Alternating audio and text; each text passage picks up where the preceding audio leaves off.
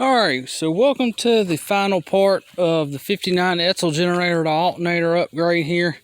And a couple of the videos weren't quite up to par like I had wanted, but that's okay. They did help, but we're going to make this a little bit more clear. But so if you got a 59 Edsel here and you got a generator and you want to go to an alternator, I went to a one-wire GM style alternator, which is located down there. That's what you need. And the belt, I ended up keeping my original belt. The part number for that is 15430, and then you got another part number. It's 11 capital A capital V 1090. So if you need a belt for it, that's the belt I used. And I was able to retain the original belt. And then we run a hot to it. That's a 4-gauge wire. Run a hot from the back of the alternator straight to the solenoid. I crimped the end on it, and that took care of that. And then I run a ground just from the water pump straight over to the battery. You're good there. I am going to change out this battery cable here. That way we don't have two black battery cables. I had enough length there to run a wire from the back of the alternator to my solenoid, and I still got enough length to run a positive side wire to our positive on the solenoid. So we're going to switch this out here, just that way it'll be the correct color, correct orientation. So I got enough to do that, and that'll take care of that issue. But anyway, what I ended up doing is, as far as the voltage regulator goes, just take it out. Go on and take it out completely. Take the wire harness out completely. And then you'll end up with two wires that are left. You have technically it's three, but two of them are crimped together. And then another one is just probably like a 16 gauge, something like that. Maybe an 18 gauge. Probably an 18 gauge wire. That one goes to the indicator light. Tape that one off.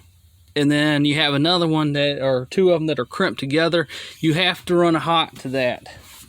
I just want to verify that you have to run a hot. I had to run a hot to it, because if you don't, you will not have headlights. You will not have power to your fuse panel inside your car there. So you have to do that. You got to do that. Really, that's the only thing that I ended up having to do as far as the wiring goes, is I just had to run a hot to the two wires that were crimped together, because they were crimped together. They were originally went to the voltage regulator on the battery side. So run a hot from that, and I just run it straight underneath here so you can't see it, and then hit it underneath my battery tray. It comes out down here. I'm gonna clean this up a little bit more and run it to the hot side of my solenoid. So you can't really, it's hard to see, but it's actually in front of this wire here. This is the hot off the alternator, the charging wire, and then the other one for the headlights and to run the fuse panel and all that, to give all that power inside the car, is right in front of it there. That's all I had to do as far as the wiring goes. Now I had to reclock my alternator. I had to reclock it because the ground on the back, the ground post, because this is a GM alternator here, I had to reclock it because this was hitting this bracket and I wasn't able to get the correct tension on the belt, so I had to reclock that. But other than that, that wasn't too bad. And I believe, which way I have this clocked here. It's at the 6 o'clock position. So it's at the 6 o'clock position. That's when I ended up clocking it to. But other than that, it's pretty good. Wasn't too bad at all. It's charging pretty good. It's about 14.4 volts. So it's perfect. It's perfect. Let me fire it up for y'all, and I think we'll end this video here. But yeah, just make sure you run a hot to the two wires. They're two yellow wires, and one of them is probably like a 10 gauge. The other is maybe an 18, maybe a 16, something like that. You have to run a hot to that, or you will not have headlights and you will not have no power in the car. But other than that, the other wire, you just tape it off. I taped it off. That goes to the generator light.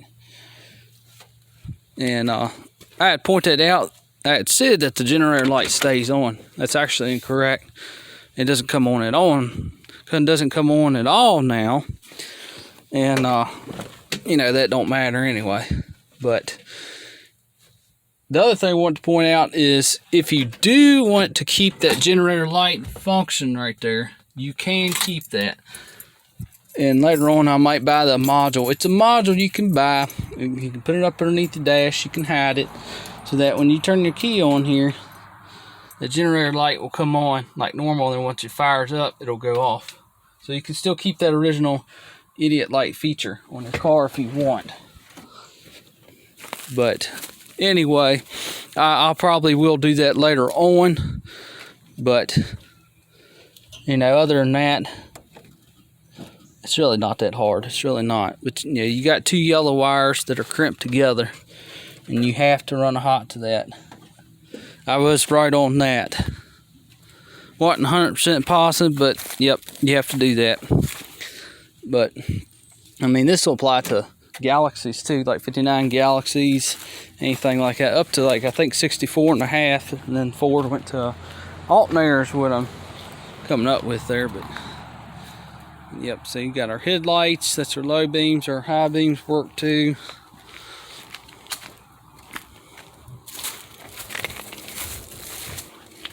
Hit my dimmer switch here, and it does indicate on the cluster there. Show y'all that everything's working. There's our high beams.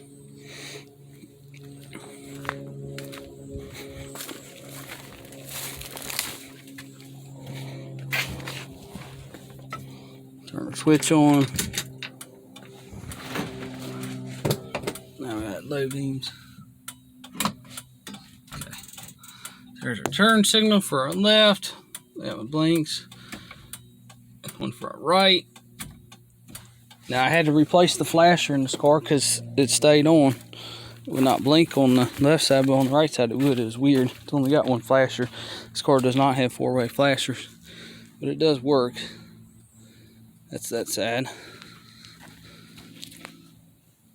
So it does work.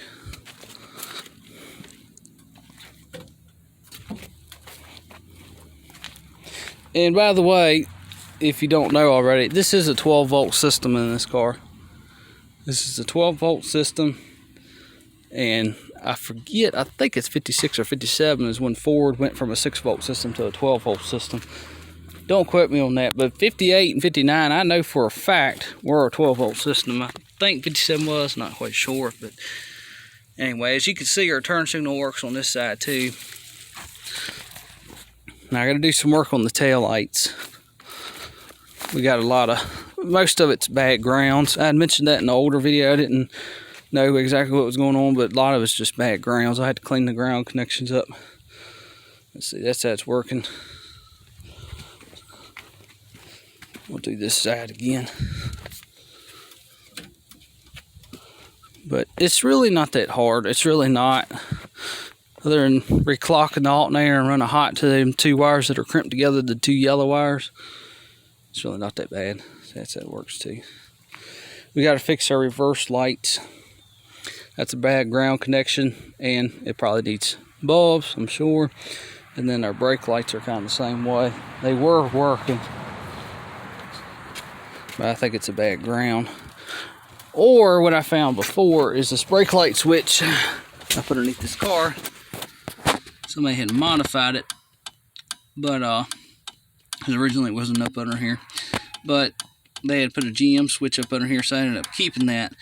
And I think that switch might be bad. I'm not for sure, but anyway, so we gotta fix our reverse lights and our brake lights. That's probably a ground slash bulb issue there. But anyway, we're gonna fire this thing on up, and make sure you get good tension on the belt there. I didn't have quite enough tension on it to begin with, and it squealed a little bit. So make sure you get good tension on that belt there. That way you ain't got to worry about that issue. But all right, it's firing on up here, and I'll show y'all working and show y'all charging. Alright, so I'm going to turn the key on in this car. This is what is going on. We lost our generator light, so I've turned the key on. There, it's on like that. Our old light comes on, and then our generator light does not come on anymore. We will lose that feature. That's because it's a one wire. And like I said, you can buy a module to make that work. But that's all it is. It's just a dummy light. It comes on if something, if it's not charging or something like that. But we can still fix that. You can buy a module. It's like $40, and you can fix that. But anyway, got a key on. Let's fire this thing on up, and then get a couple pumps there, and then I'll show y'all charging here. All right, so we got it fired up here. And don't mind the exhaust. It needs exhaust. It's got exhaust leaks like crazy. It's a work in progress, but it's actually running pretty smooth.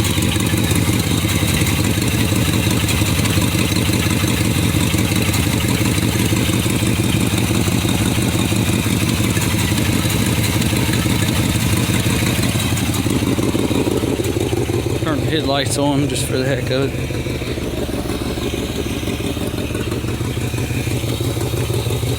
I mean, it'd be better to show it at night, but they are brighter, for sure.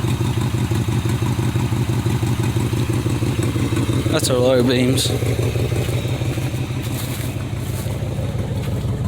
Show y'all a little difference. It's better to show y'all at night, but we got a light out on this side too. We'll get to it. Above/ground connection. Here's high beams.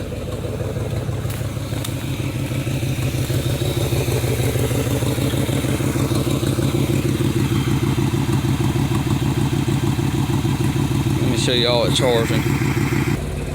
Oh, and I forgot something. I didn't show y'all the horn. This is something else I gotta fix yet, so don't mind it, but the horn does work.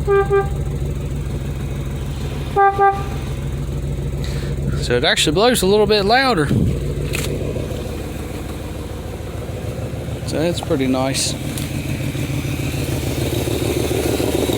Now this voltmeter is acting kind of iffy. It's all over the place, which was weird, but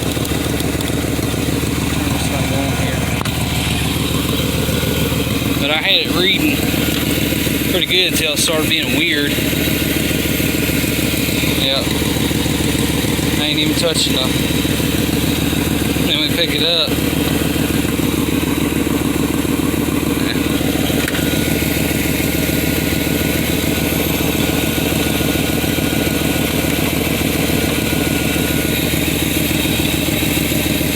That's not correct, I can tell you right now.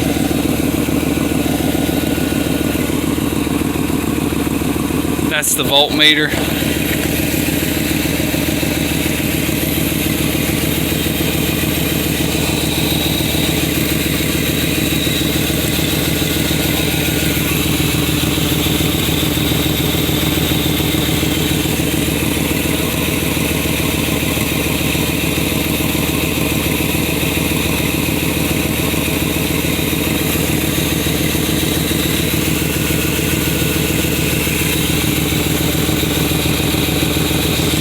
This thing's acting crazy. Hold on a second. It's not the alternator. It's this meter here is junk. Cause I done checked it with another meter I have, and it's reading about 14.2, 14.6.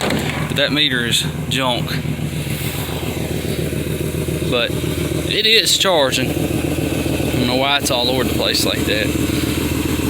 But hang on, let me see if I can find another meter here so I can prove it to y'all. Alright, after figuring this thing out, the battery was getting weak in here, and that's why it's making it read all crazy. But it is charging. Because we'll take a look at our headlights. The best way I can just kind of show this here is we'll turn our headlights on.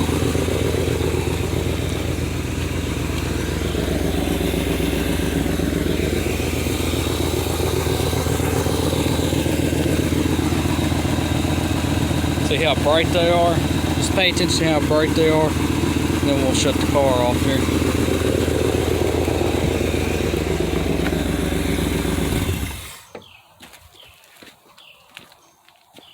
There you go. Not as bright. There you go. Now you can see it better. But it is charging. That voltmeter I got's a piece of junk. Because yesterday it was working pretty good, and then today it decides to be junk, but it is charging. Because when I used it, I was picking up 14.2 to 14.6, and it's charging really good. So anyway, apologize for that, but it is charging, and it's not that hard to do. So if you got a 59 Edsel and you want to go to from a generator to an alternator, you don't have to do a 1-wire. You could do a 3-wire if you want it, you know, but then you could retain your idiot light inside the cluster there if you want it. But I just went it for a 1-wire. It's just a lot easier. But all you got to do is just take your generator, all the hardware, take all that off, take your wire harness off from the generator to the voltage regulator, remove that, remove your voltage regulator. You're not going to use it no more.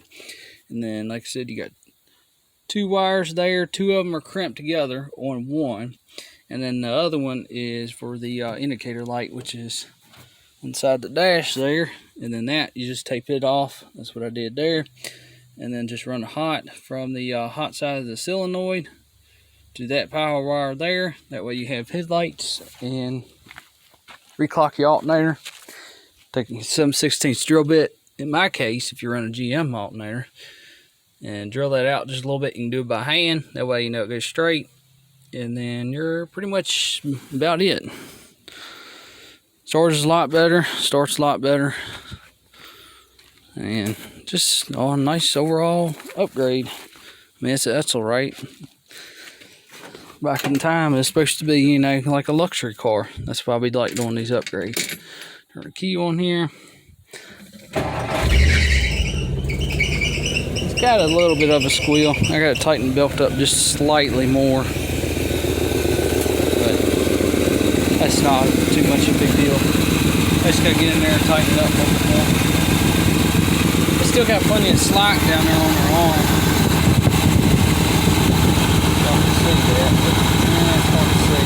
So on the arm down there, we still probably got about that much, not that much slack. So we got a good little ways yet.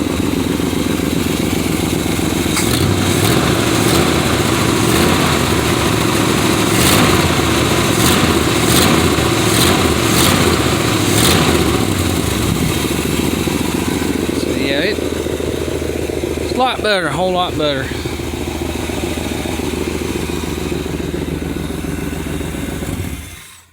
Whole lot better. So now we got 2 upgrades. We got our alternator, we got our dual master cylinder. So that makes it a whole lot better. And then our next upgrade is going to be getting the gas tank. Well, that's not really an upgrade, but we're going to fix our gas tank issue, because my tank, and like a lot of other Edsel owners out there, your tank is pretty much either you don't even have one at all, or the tank is completely useless. In my case, it's useless because it's junk. It's so rot to pieces, it's unsavable. But if you got a tank and it's scaly, or if it's unsavable like mine, or you just don't have one at all, we're going to make a video series on that, so I can help y'all out there. But it's not that hard, not that hard to do. We're going to put our gas tank on, then we're going to upgrade our power steering here. That's our factory power steering. It's power assist, quote unquote. But we're going to upgrade that. We might retain our original pump, not sure yet, but we are going to change our steering box out back there, and we're going to make it true power steering. But we're going to do that when we do the ball joints and tie rods and all that, because that's definitely top priority on the list here for this car, because this car needs them bad. But this is a 105 amp alternator is what it's rated for, and I like it so much better, whole lot better. And then we upgrade that too, so that way we can have our electric wipers. That's another upgrade. So our power steering, we're going to upgrade that and take it a little bit further, and then we're going to upgrade that wiper motor back here from vacuum to electric. But like I said, you know, it's an Edsel, right? It's like a luxury car back in its time.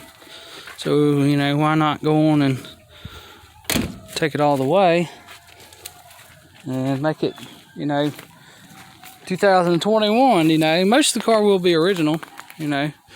We're not going to mess with anything on the outside or the interior of the car, but as far as, you know, the power steering and the brakes, you know, we're going to upgrade what we can. But I'm keeping the drum brakes. I'm not going to mess with them. I did consider upgrading the front to disc, but it's not worth it. It's just too much money. No more I'm going to drive it. It's not really worth it. We're just going to do, you know, just little minor upgrades here and there that don't cost that much, just to make it overall a whole lot better. But yep, working pretty good. But anyway, and the car never really runs hot either. I mean, it's not even completely warmed up yet, but our original factory temperature gauge does work if we turn our key on. It does work. Got the Edsel symbol right there with the two airplanes. And our quarter panel here, that's on both sides. Turn our key on and watch our temperature gauge. Alright, let's clear this on up. There we go. So it does work. It's not completely warmed up yet, but it goes over just a little bit more, and that's usually where it sits. The hottest it would get about 200. I mean, 190, 200, and that's in the summer. But anyway, so our old light still comes on. We gotta check our fuel gauge here. I gotta ground that and make sure our gauge actually works. I'm hoping it does, but we're gonna fix that issue. But anyway, I guess we're going to end this video series here on upgrading your Edsel from a generator to an alternator. And it's not really, I would call it how-to for sure. But I hope it does help, and I hope it gets the point across. That's really all I'm after more than anything. It's just getting the point across. But it's a whole lot better. It's really simple. I just went with a one wire because it's just it's simple. I mean, you run hot to it, you're done. That's it. You can run a ground from the ground post and ground it like on the bracket if you want it back there. But theoretically now, quote unquote, it grounds to the alternator brackets. But the alternator brackets, not sure, but it's called CRAP. That's the name of the company that makes them. I will show that again. I showed it a couple times before. But that is their information there. That's their address, their phone number. 815-634-8216. And it's just a really nice thing. Just go to carcrap.net. There's our website, and then you can type in FE generator to alternator kit. It should pop right up. I got lucky, ended up buying the last one. There it is, Ford FE generator to alternator conversion. Let's get in the sun here so y'all can see it. Make this a little better. Trying to work on stuff like that. Now hopefully y'all can see that a little better now. But that's where it is right here. And in the picture here, like I mentioned, that is a Ford alternator, a 2G Ford alternator. I run a GM. And it does come with the spacer. It comes with it's a spacer that goes in between it. So you can run a GM alternator. That's what I did. But anyway, yep, just go to that website. There it is again. Again, I'm not promoting them or anything. I'm not promoting them or nothing. I was trying to help the viewers out there. If you got an Edsel or even a Galaxy of the same year, that way you can you can upgrade it. The brackets were all together, they were about 160 bucks. A little bit pricey. But, you know, again, you're going to an alternator, which is so much better. So it's about 160. It might have been like 143. I can't remember for sure. I think it was 160 all total shipped to my door. But anyway, so that was 160. The alternator was about 100 bucks even. And then, because I got that off eBay. And then I don't think I bought anything else too major. We kept our belt. I retained the belt. Look back into the video, I gave the part number for the belt. That was the belt that was on here when I had the generator on. I have not touched that or anything. So that is the same belt. I was able to reuse that. And the only other thing I bought was this 4-gauge hot wire. And that was about, I think, 14 bucks. Got that at O'Reilly's. Went with the 4G, and that's the reason I went with the lower gauge too, is I can upgrade this even further if I want it. Instead of being 105 amp, I could go to 140 amp if I want it. You know, if you ever decide to, you know, put a stereo in it, and you know, use electric fans, you know, doing something like that. And if you need even more amps, I just went with the 105 because I was gonna go with the 100, but then I seen 105, and that's close enough. But I just went with that because, you know, we're going to go to electric wipers, and we're going to upgrade a few more things. That way, charges better. But we can, like I said, we can go further if we want it. It's already set up. We have a 4-gauge wire there. All we got to do is take 2 bolts out and pull that alternator out, and we could upgrade it to like 140 or 130, you know, even higher if we want it. Because that 4-gauge wire, I mean, it's rated for pretty high amperage, so we're not going to do nothing crazy, though. I think that 105, that'll be more than enough for this car. I mean, the only thing I might even add is maybe, I'll probably add, ouch, I hit my head on the post there. Ouch. There's a trim. But anyway, I got the speaker in the center back here. But I'll probably end up adding maybe 2 more. One on that side over there, one on that side over there. If we want to do it, I'm going to make a plate that will go in that package tray so we don't disturb anything. But, you know, as far as the stereo system goes, there's the stereo. That's all we need. It's got Bluetooth, it's got regular radio. It's got that stupid call feature, so if you're tied into the Bluetooth, you can talk to the speakers, something like that. But I'm gonna hide that. I had that inside the glove box there, but I had to pull it back out because I had to get back in there. I was trying to check the heater cord to see if it was leaking. So it's nothing wrong with it, but I had that mounted up in the glove box there. That way you can't see it, because we're not going to disturb any of the dash. We're not disturbing that. We want to keep that original. Like I said, don't even think that radio works. It may not. It may need tubes. Who knows? I do have another one that supposedly does work. We can switch out, but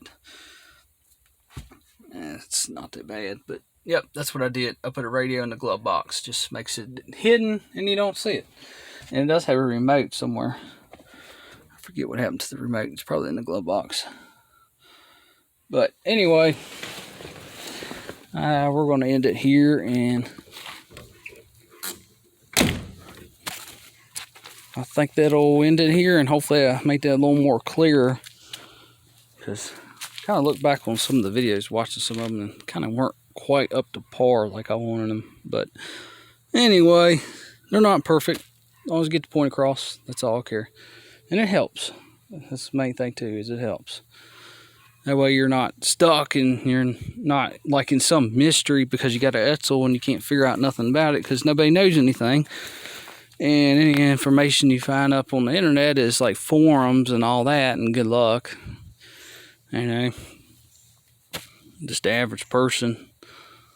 And I just, you know, happen to have an Edsel, and that's what I've always wanted. And like the mystery car, can't find nothing on them, just like the gas tank.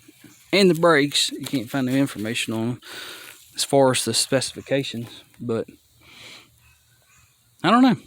But anyway, don't forget to like, comment, and subscribe, and I do hope this helps. I really do. I hope it helps. And I apologize for my voltmeter there.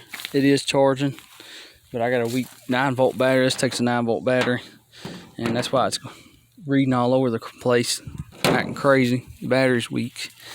But anyway, it was charging. It was reading 14.2 to 14.6, and when I get a battery for it, I'll show just a little short video of it, just to show y'all and prove to y'all, it is charging. But anyway, and it is. Hope y'all seen the headlight. But anyway, see y'all later. Bye.